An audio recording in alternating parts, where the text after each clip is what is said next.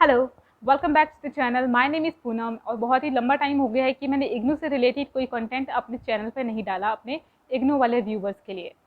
सो इस वीडियो में I will tell you about distance learning program. IGNOU से एमबीए करने के बारे में आई विल टेल यू। जो भी स्टूडेंट्स एमबीए करना चाहते हैं बट उनके पास रेगुलर एमबीए करने का टाइम नहीं है, तो इग्नू से एमबीए के बारे में इस वीडियो में हम बात करेंगे। तो इग्नू यानी Indira Gandhi national open university, जो कि आपको घर बैठे ही सिर्फ एग्जाम्स देने के लिए जाना होता है। Distance learning programs and courses organise करते हैं ये। तो आप बीकॉम भी कर सकते हैं, इससे कोई पोस्ट ग्रेजुएट डिग्री भी कर सकते हैं और सर्टिफिकेट कोर्सेज भी कर सकते हैं। तो इस वीडियो में I will tell you about master of business administration MBA. तो इग्नू दो तरह के एमबीए ऑफर करवाता है, एक नॉर्मल एमबीए और दूसरा है MBA in banking and finance. तो बैंकिंग एंड फाइनेंस उनके लिए है जिनका बैंकिंग एक्सपीरियंस होता है या फिर उसी से रिलेटेड कोई उन्होंने अपना ग्रेजुएशन किया होता है। तो वो वाला प्रोग्राम सबके लिए नहीं है, बहुत ही लिमिटेड कैंडिडेट्स के लिए होता है। ओके, तो एमबीए वाला प्रोग्राम है जो कि कोई भी कर सकता है, कोई भी यानी कि कोई भी ग्रेजुएट कर सकता है। ओके, सो इस वीडियो में मैं आपको बहुत ही एक इंपॉर्टेंट चीज़ बताऊंगी, एक गुड न्यूज़ बताऊंगी आपको। सो उसके लिए आपको ये देखना है video till end. So let's start.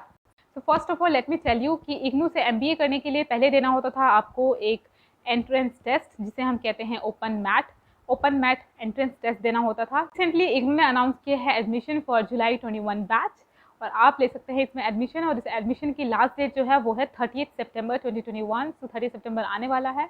जो भी एमबीए करना चाहते हैं इग्नू से, वो फॉर्म को फिल कर दीजिए 30 से पहले। तो पहले एक और चीज़ होती थी कि पहले हमें ऑफलाइन फॉर्म भरना होता था। इग्नू का ओपन मैट हमें ऑफलाइन फॉर्म भरना होता था। एंट्रेंस देने के लिए हमें 1000 का ऑफलाइन फॉर्म परचेज करना होता था, देन उसे हमें स्पीड पोस्ट करना होता था। तो पहले का जो प्रोसेस था वो बहुत ही हैक्टिक था। बट नाउ डेज क्या है, सब कुछ ऑनलाइन है। और अब जो गुड न्यूज़ है वो ये है कि ओपन मैट एंट्रेंस टेस्ट जो है वो हटा दिया गया है फॉर द नेक्स्ट सेशन। जो अपकमिंग सेशन है उसके लिए ओपन मैट एंट्रेंस टेस्ट आपको नहीं देना पड़ेगा। सो हरी आप 30 सितंबर तक आप एडमिशन ले सकते हैं एमबीए करने के लिए इग्नू से। सो इग्नू जो एमबीए प्रोग्राम करवाता है that is approved by AICTE. ठीक है, अप्रूव्ड प्रोग्राम है ये। और जो ये प्रोग्राम है ये 2 ईयर्स का प्रोग्राम है, 2 ईयर्स मिनिमम और मैक्सिमम 4 ईयर्स।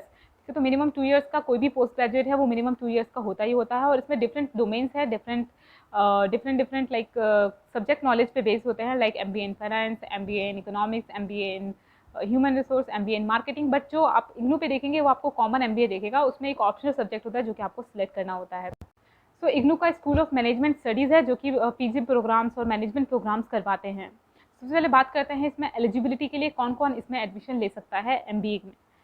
सो एलिजिबिलिटी में सबसे पहला एलिजिबिलिटी ये है कि आपने 3 ईयर्स का ग्रेजुएशन करा हो। ग्रेजुएशन किसी भी फील्ड से किया हो, कॉमर्स से, आर्ट्स से, साइंस से, चलेगा, नॉट एन इशू। ठीक है, तो बस ग्रेजुएट होना चाहिए 3 साल का, चाहे आपने रेगुलर किया हो या फिर कोरिस्पॉन्डेंस से किया हो, 3 साल की आपकी ग्रेजुएशन होना चाहिए। और ऐसा नहीं है कि आप अगर अपने फाइनल ईयर का एग्जाम दिया है तो भी आप एडमिशन ले सकते हैं, ऐसा नहीं है।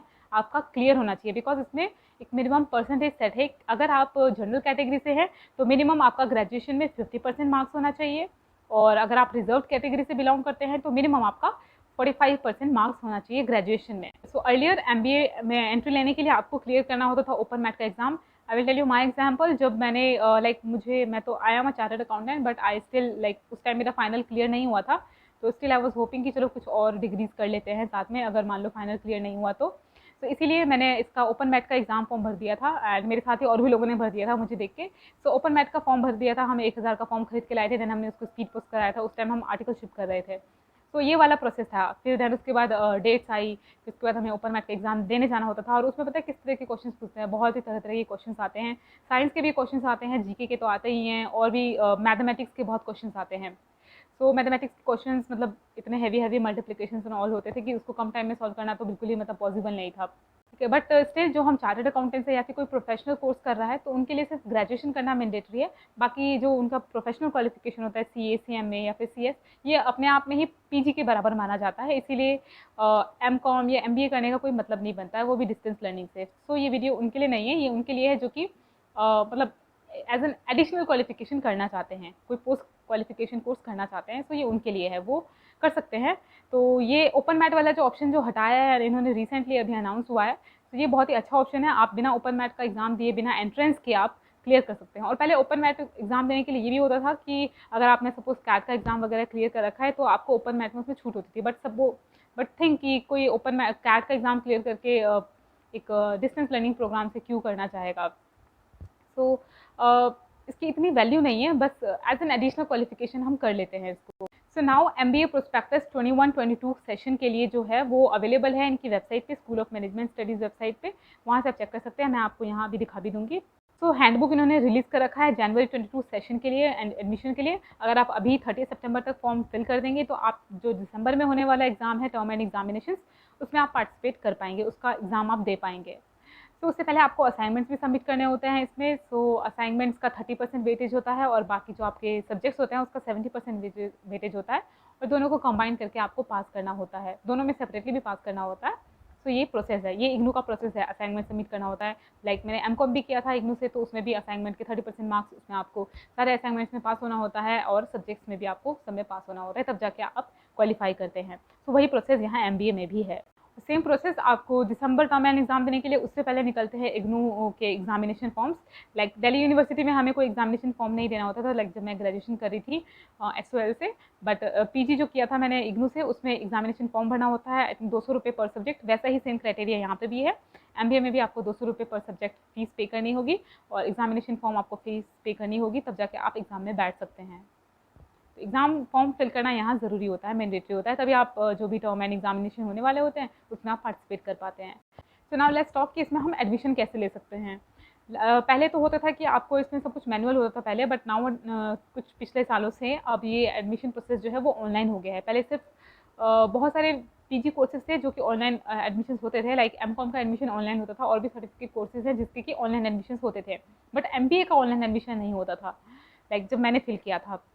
बट उसके 1-2 साल बाद ऑनलाइन एडमिशन्स होने लगे हैं MBA के लिए भी। तो सिंपल है, इग्नू ऑनलाइन एडमिशन्स पे जाना है आपको, वहाँ वो वेबसाइट में यहाँ दिखा भी दूँगी आपको। तो उस पे जाना है आपको, अपना प्रोफाइल क्रिएट नहीं कर रखा है तो वो प्रोफाइल क्रिएट करना है और आपको फिल करना है उस फॉर्म को, सारी बेसिक डिटेल्स भरनी है और फ़ीस जो भी है वो आपको पे करनी होगी। सो अब फ़ीस के बारे में बात करते हैं। सो फ़ीस MBA करने के लिए इग्नू से आपको टोटल फ़ीस जो पे करना होता है, 2 ईयर्स का MBA होता है, तो आपको टोटल फ़ीस जो जाएगी आपकी इसमें वो है 58,000 रुपीज़। पहले इसकी फ़ीस अंडर 35,000 कुछ थी, बट नाउ कुछ सालों से इसकी फ़ीस टोटल जो है वो 58,000 है। सो 14,000 आपको पे करना है सेमेस्टर 1, 2 और 4 के लिए, और सेमेस्टर 3 के लिए आपको पे करना है 16,000। तो ये है टोटल फ़ीस जो आएगी आपकी, वो है 58,000 रुपीज़। सो एक और चीज़ मैं बताती हूँ आपको कि पहले हमारे टाइम में क्या होता था कि 2 ईयर्स का ना वर्क एक्सपीरियंस भी चाहिए होता था। मतलब मैंने जब एग्ज़ाम फॉर्म फिल किया था ओपन मैट का, तो उससे 1 साल पहले तक क्या होता था कि 2 ईयर्स का वर्क एक्सपीरियंस चाहिए होता है, तभी आप इग्नू से MBA करने के लिए, ओपन मैट का एग्ज़ाम देने के लिए भी तभी आप फॉर्म फिल कर सकते हो अगर आपके पास 2 ईयर्स का वर्क एक्सपीरियंस है।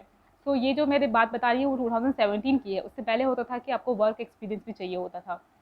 तो बट अब ऐसा नहीं है, 2017 के बाद से ये वर्क एक्सपीरियंस वाला जो 2 साल का वर्क एक्सपीरियंस रिक्वायर्ड होता था वो भी नहीं है, ठीक है। और अभी एंट्रेंस एग्जाम भी नहीं है, ओपन मैट एग्जाम भी नहीं है, सीधा आप डायरेक्ट एडमिशन ले सकते हैं, जैसे कि आप पोस्ट ग्रेजुएट में ले सकते हैं MCOM करने के लिए, वैसे आप MBA करने के लिए भी ले सकते हैं।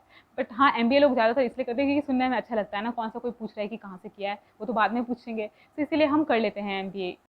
सो एडमिशन लेने के बाद आपको कुछ वीकेंड क्लासेस भी मिलती है, वर्चुअल मोड के थ्रू कुछ क्लासेस भी मिलती है जो कि आपको अटेंड करनी होती है। बाद में ये लोग प्लेसमेंट्स भी कराते हैं, कुछ इग्नू प्लेसमेंट्स भी कराते हैं, जिसमें कि जो मिनिमम पैकेज है वो 1.8 लाख से लेकर मैक्सिमम पैकेज जो जाता है वो 3.5 लाख तक जाता है। सो ये उनके लिए जिन्होंने लाइक अपनी ग्रेजुएशन भी ना डिस्टेंस लर्निंग के थ्रू किया था, तो वो कर सकते हैं। सो इन टर्म्स ऑफ अगर वैल्यू बात करें कि इस कोर्स को इग्नू से करते हैं हम डिस्टेंस लर्निंग के थ्रू, तो इसकी क्या इंपॉर्टेंस होगी, क्या वैल्यू होगी मार्केट में। इग्नू अगर प्लेसमेंट कराते हैं तो 3.5 लाख या फिर 1.8, ये तो बाहर भी आप जॉब सर्च करेंगे on the basis of graduation तो भी आपको मिल ही जाएगा।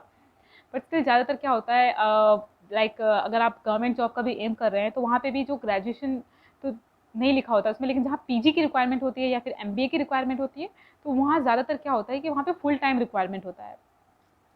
और ये भी कर लेते हैं कि यहाँ पे चलो कॉस्ट कम है, बट 58,000 भी 2 सालों के लिए पे करना मतलब इतना कम भी अमाउंट नहीं है।